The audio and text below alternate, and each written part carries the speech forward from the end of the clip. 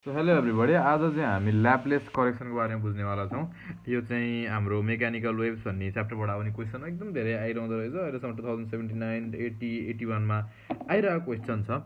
यो क्वेसन भनेको ल्याप्लेस करेक्सन भनेको ल्याप्लेस भनेको सुरुमा एउटा साइन्टिस्ट हो भनेर बुझौँ। अनि ल्याप्लेसले करेक्ट गरेको चाहिँ न्युटनको फर्मुला हो। अनि यो के भन्छ अरे, यो फर्मुला चाहिँ साउन्डको भेलोसिटीको बारेमा हो है। साउन्डको भेलोसिटीको बारेमा हो। एयरमा साउन्डको भेलोसिटीको बारेमा मतलब साउन्ड कति स्पिडले ट्राभल गर्छ भनेर हामीलाई अहिले त थाहा छ कि साउन्डको भेलोसिटी भनेको 330 मिटर पर सेकेन्ड आउँछ भनेर थाहा छ होइन। यस्तै अब आसपास आउँछ भनेर थाहा छ because it has been proven experimentally. तर त्यो बेला न्युटनले निकालेको फर्मुला थियो र न्युटनले निकालेको फर्मुला गलत भएपछि ल्याप्लेसले करेक्ट गरेको। सो त्यो बुझौँ। सबैभन्दा सुरुमा हामीले त्यसको लागि बुझ्नुपर्छ साउन्ड कसरी ट्राभल गर्छ भनेर बुझ्छ। साउन्ड हामीलाई थाहा छ मेकानिकल वेभ हो होइन। र साउन्ड ट्राभल गर्दाखेरि साउन्डले चाहिँ कम्प्रेसन र रेयर फ्र्याक्सनमा आउँछ भनेर भन्छ क्या।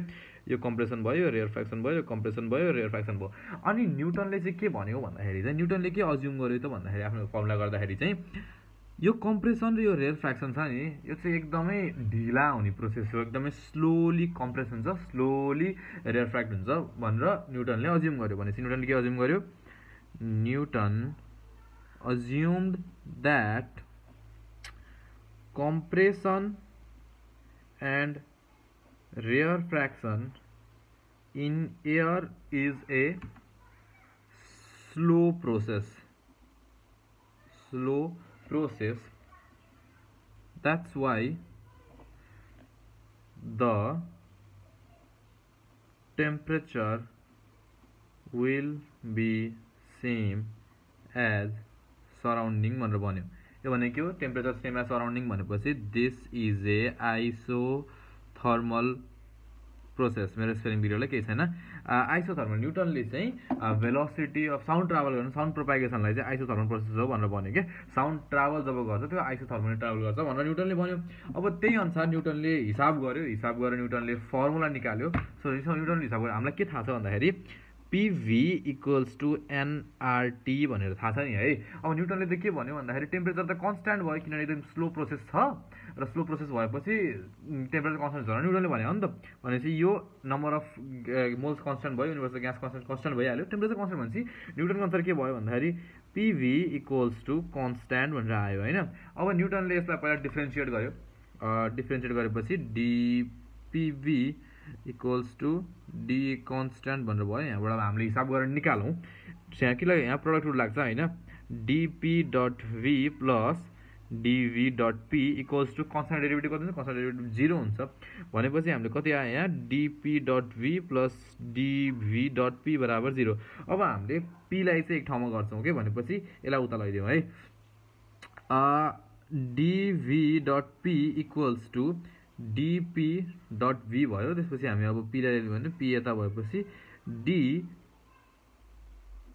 डट भी बाई डिभी भनेर आयो क्या।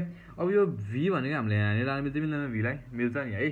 So p equals to d p by d v by v आयो क्या। अब त्यो यो हेरौँ त, यो हामीले 11मा पढेको स्ट्रेन जस्तै छ नि हो कि होइन। भनेपछि माथि स्ट्रेस बाई स्ट्रेन भनेपछि इलास्टिसिटी जस्तो भयो नि है। यो इलास्टिसिटी भइसकेपछि यसलाई हामीले बल्क मोडुलस मतलब न्युटनले यसलाई बल्क मोडुलस भनेर मान्यो कि। सो दिस इज बी भनेर मान्यो। नाउ अब के थाहा छ इलास्टिबाट नै? भेलोसिटी अफ अ साउन्ड भनेको चाहिँ जहिले पनि इलास्टिसिटी बाई डेन्सिटी हुन्छ।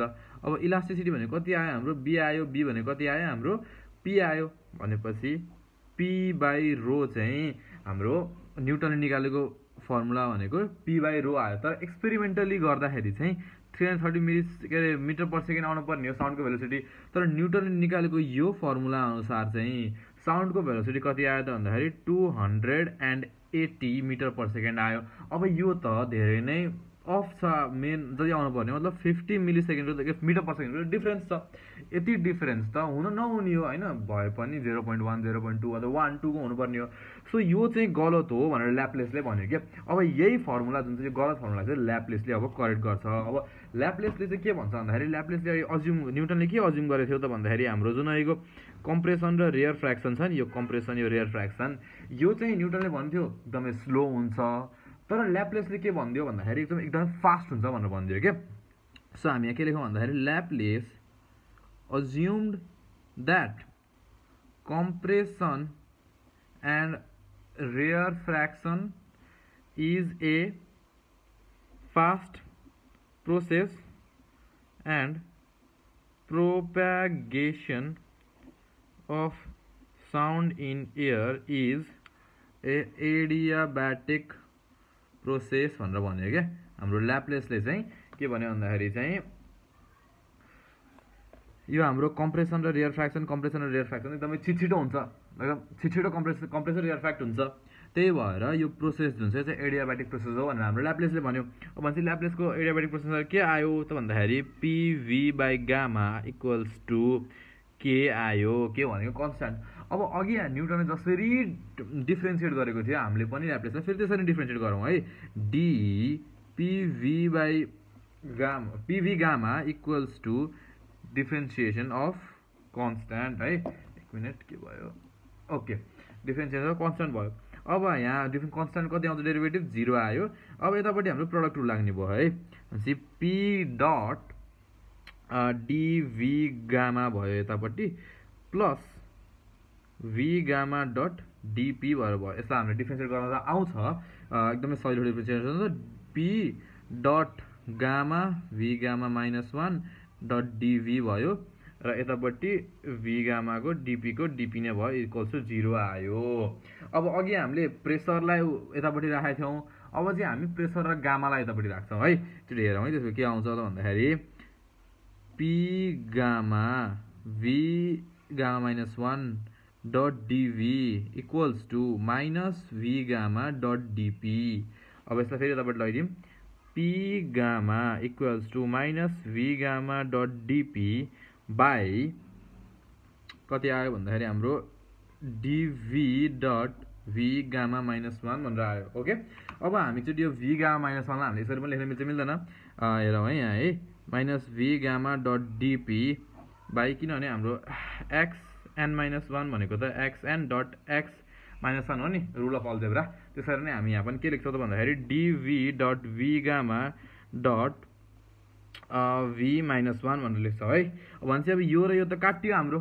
काट्यो नि काटिसकेपछि अब हाम्रो के बाँकी रह्यो भन्दाखेरि माइनस डिपी बाई डिभी डट भी -1 अब भी -1 भनेको के हो भी -1 तल जाने हो इक्वल्स टु मैले यहीँपट्टि गरिदिएँ माइनस डिभी बाई डिभी बाई भी आयो अब फेरि हाम्रो के आयो त भन्दाखेरि अहिले जस्तै कन्डिसन आयो क्या स्ट्रेस बाई स्ट्रेन जस्तै कन्डिसन आयो क्या अब यसले हाम्रो दिन्छ बल्क मोडुलस है अब भनेपछि हाम्रो अब यहाँबाट त के छ यहाँबाट त एकदमै सजिलो छ यतापट्टि हाम्रो पी गामा हो है यो भइसकेपछि अब हामी जाउँ अहिलेको लेख्दै है म एकचोटि फेरि p gamma equals to minus d p by d v by v आयो यो बराबर हाम्रो बल्क मोडुलस अघि हामीले भने जस्तै इलास्टिसिटीबाट भेलोसिटी अफ साउन्ड निकाल्दाखेरि v equals to elasticity by rho आयो इलास्टिसिटी भनेको हाम्रो कति आयो त भन्दाखेरि पी गामा बाई रो आयो सो यो गर्दाखेरि चाहिँ 331 समथिङ हाम्रो ल्याप्लेसले निकाल्यो 331 मिटर पर सेकेन्ड सो न्युटनले दिएको फर्मुलालाई चाहिँ ल्याप्लेसले करेक्ट गरेर करेक्ट एन्सर निकाल्यो दिस इज द ल्याप्लेस करेक्सन अनि त्यही हो सजिलो छ